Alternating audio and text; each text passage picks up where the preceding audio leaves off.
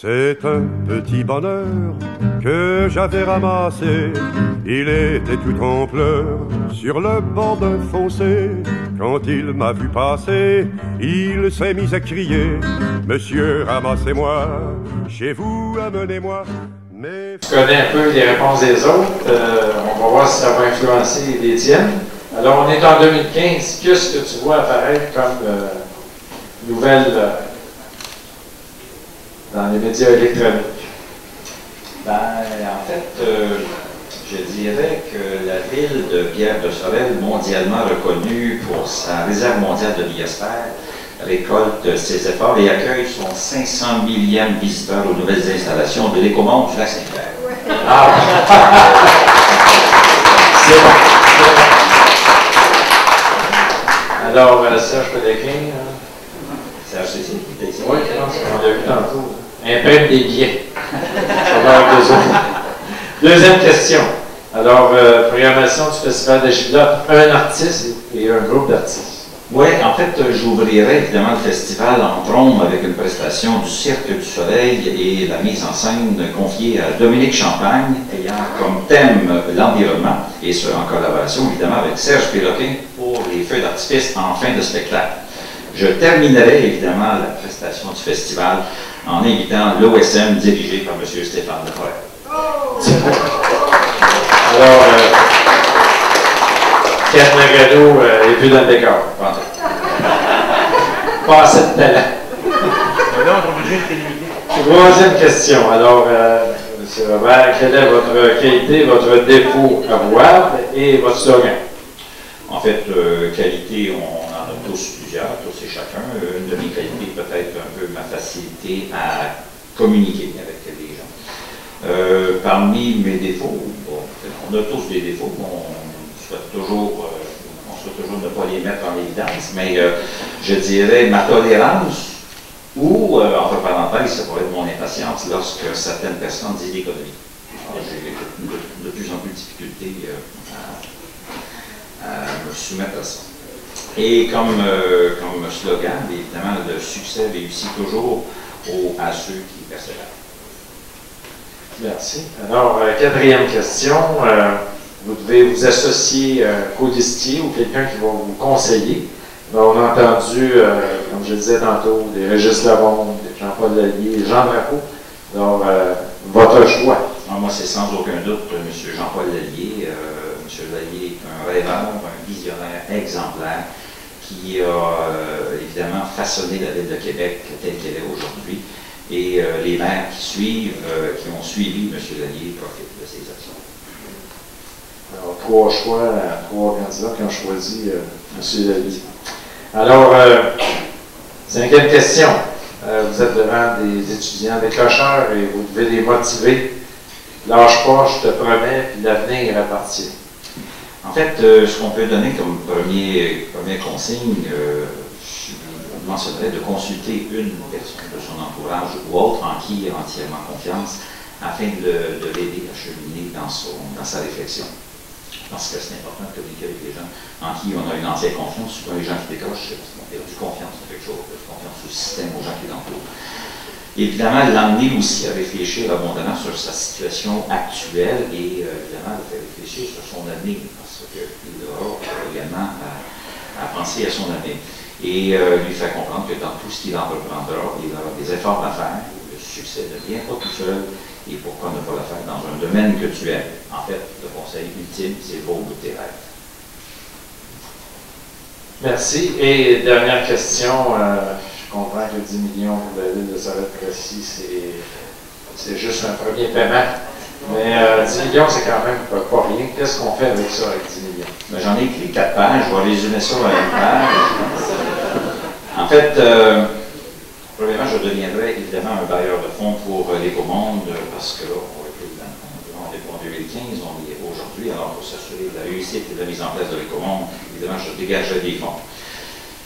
Évidemment, également, c'est la réappropriation et la réhabilitation des berges qui ont toujours été une priorité pour mon administration. Et comme les plans pour prolonger le regard sur le fleuve sont déjà prêts, c'est ce que je prioriserai. Mais il me restera encore beaucoup de budget pour compléter les travaux du quai numéro 2. Le gouvernement du Canada s'apprête à nous céder avec une subvention de 4,5 millions de dollars. On complétera également les travaux de réhabilitation des quais Richelieu qui recevront également une importante subvention. Le reste serait consacré aux travaux d'infrastructure et d'embellissement de la ville qui, eux aussi, sont soumis à une subvention de 66% de retour sur la taxe assise du gouvernement. Cela dégagerait suffisamment de sommes budgétaires, compte tenu des investissements qui seraient également soumis dans la ville, pour continuer à soutenir nos campagnes de construction, le logement communautaire, les organismes de diffusion culturelle et plusieurs autres organismes de service aux citoyens. Car vous savez, une ville, ça ne se développe pas strictement avec des égouts et de la caduque.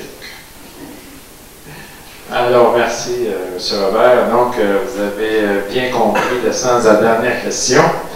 Alors, on en met un petit peu partout, ça nous permet d'expliquer notre plateforme électorale. Alors, la question qui tue. Alors, Joey. Oui, il reste moi. Alors, monsieur Robert, pendant la présente campagne, il y a deux perceptions qui se dessinent. D'une part, il y a les gens qui sont très préoccupés par le niveau de l'augmentation de la dette au cours des dernières années. Puis on sait, au conseil municipal, souvent, il y avait souvent des allusions à l'augmentation de la dette. Mais de notre côté aussi, il y a une préoccupation par rapport au développement de la région. On parle justement des infrastructures, on parle beaucoup aussi du développement de projets qui peuvent faciliter l'expansion économique. Est-ce que ces deux mondes, d'une part, qui sont réconciliables pour les 4 prochaines années, et jusqu'où ça aurait intéressé de se payer un projet sans augmenter la dette de façon considérable? Votre question comporte plusieurs volets. Dans une collectivité, comme je l'ai mentionné un peu à la blague tantôt, on ne fait pas ça strictement avec des égouts et des aqueducs. Sauf qu'il ne faut pas prêcher par des abus. Il faut également y aller avec une certaine résonance sur ce qu'on souhaite amener et apporter à la collectivité. Une municipalité, ça se développe en ayant une vision large. On ne peut pas strictement, au même principe qu'un individu ne peut pas mettre tous ses efforts pour le paiement de ses dettes. Parlons d'un individu, ramenons ça sur une base bien simple. Je ne pense pas que beaucoup de monde, même ici présent, mettent 100% de leurs capitaux qu'ils gagnent sur le paiement de leur maison. Ils vivent, ils se paient une voiture, ils font des voyages, ils paient des études à leurs enfants. Alors c'est une juste mesure de tout ça. Une ville doit se défendre et doit se développer un peu dans le même sens. Donc on doit avoir une vision globale du développement. Se préoccuper de la dette, c'est tout à fait logique.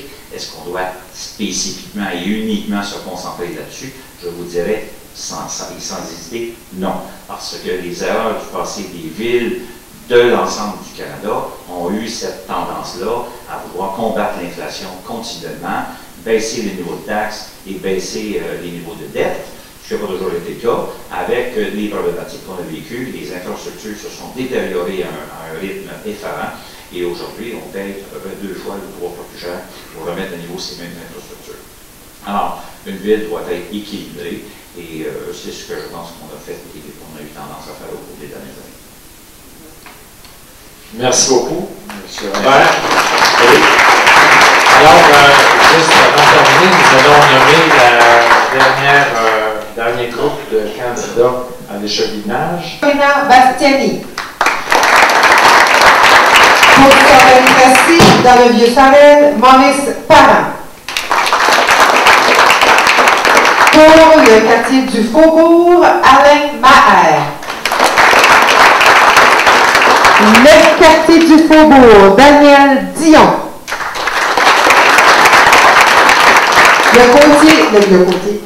Le quartier du Faubourg, Hélène Paris.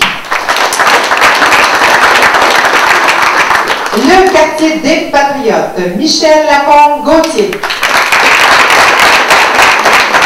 Et le quartier des Patriotes, Christian Dupuis.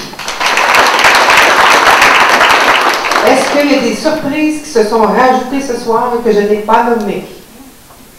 Et voilà, je laisse le mot de la fin. Aussi de connaître les nombreux candidats à l'échevinage qu'on a présentés. On a choisi une formule qui était sous la détente, sous l'humour. Et merci aux 6 candidats qui sont prêtés de bonne grâce à ce jeu. Alors, merci à tous et vous avez aussi des petites bouchées.